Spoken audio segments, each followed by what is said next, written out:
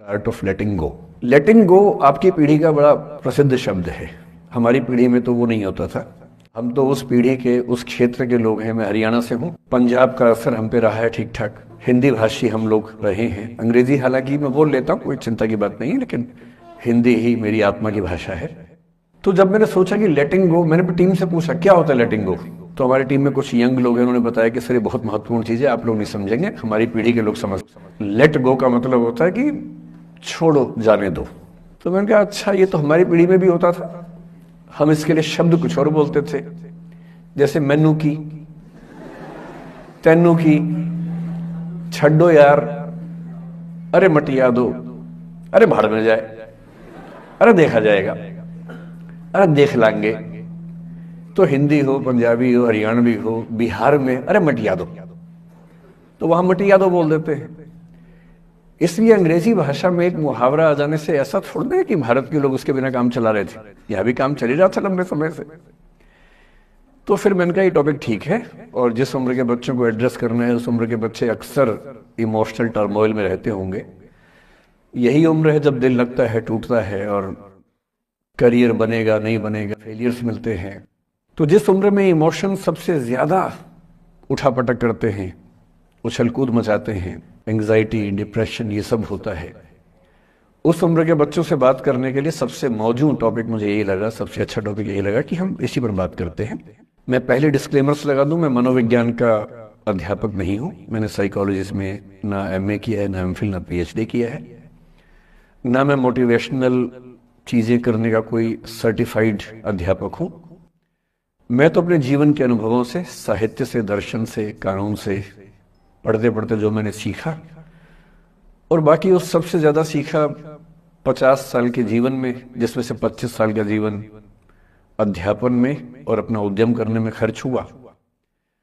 अनुभवों से बड़ा कोई गुरु नहीं होता, तो मैं अनुभवों से सीख के बातें करना पसंद करता हूं। मैंने अपनी टीम से कहा कि यार लेटिंग गो भी कोई किताब है तो देखो, देखते हो क्या होता है।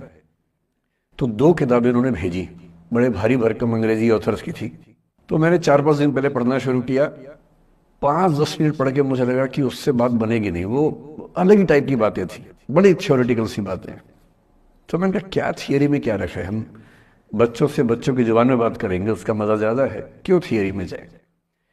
तो मैं जो कुछ भी अगले 1 घंटे में, मतलब 1 घंटा की, आधा घंटा की, 1.5 घंटा, वो मैं आपके चेहरे से अंदाजा लगा लूंगा। आप केवल चेहरे पे भाव ऐसे ले आइएगा कितना आप सुनना चाह रहे हैं। मैं तो अभ्यस्त हूँ, मैं 8 घंटे बिना ब्रेक के पढ़ाता हूँ जनरली, तो मैं तो अभ्यस्त हूँ सुबह से रात तक पढ़ाने के लिए। आप अपना देख लीजिए कितना आप सुनने की हालत में है।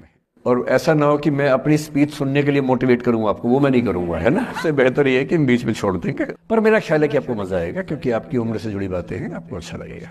मैं सबसे पहले 2 शब्दों में अंतर स्पष्ट करना चाहता हूँ। एक शब्द है गिव अप करना, एक है लेट गो करना। कभी कभी लगता है कि दोनों बातें एक जैसी हैं, पर दोनों बातें एक जैसी हैं नहीं। गिव अप करने का मतलब होता है हार मान लेना। मसलन आप कुछ कोशिश कर रहे हैं, कोशिश की, और मैं ये नहीं कहना चाह रहा कि मैं बहुत व्यस्त आदमी हूं, लेकिन हाँ व्यस्तताएं रहती हैं। मैं आजकल अवॉइड करता हूं कि कहीं जाऊं, क्योंकि पता नहीं पिछले 3 साल में ऐसा क्या हुआ, इन्विटेशंस इतने मुझे आने लग गए हैं। मैं 25 साल से पढ़ा रहा था, कोई पूछता भी नहीं था। अब पता नहीं कहाँ कहाँ से इन्विटेशन आते हैं। कुछ तो ऐसी जगह से आते हैं जिससे कोई दूर दूर तक मेरा संबंध ही नहीं है। कोई बड़ी कंपनी है, उस कंपनी का इन हाउस प्रोग्राम है, कह रहे वहां के मोटिवेट कर। तो मैंने कहा मैं कैसे मोटिवेट कर दूं। मैं तो फिर अब हमने पॉलिसी बनाई है कि जितना कम हो सके उतना कम जाए। जनरली मैं कोशिश करता हूं कि ना जाऊं। अच्छा, मना करना खराब लगता है, तो हम क्या करते हैं कि धैर्य की परीक्षा लेते हैं। क्यों किसी को इतना भाव देना है भाई? अगर कोई चीज नहीं हासिल हो रही तो भाड़ में जाए। क्यों किसी के लिए फ्रस्ट्रेशन झेलनी है, क्यों परेशान होना है? गिव अप करने में और लेट गो करने में इतना ही अंतर है कि आपने हार मान ली या आपने जेल से निकाल दिया, दिमाग से ही निकाल दिया। किसी चीज को दिमाग से निकाल देना लेट गो करना है। किसी चीज के लिए कोशिश करते करते हार मान लेना और उस हार की फ्रस्ट्रेशन के साथ जीना गिव अप करना है।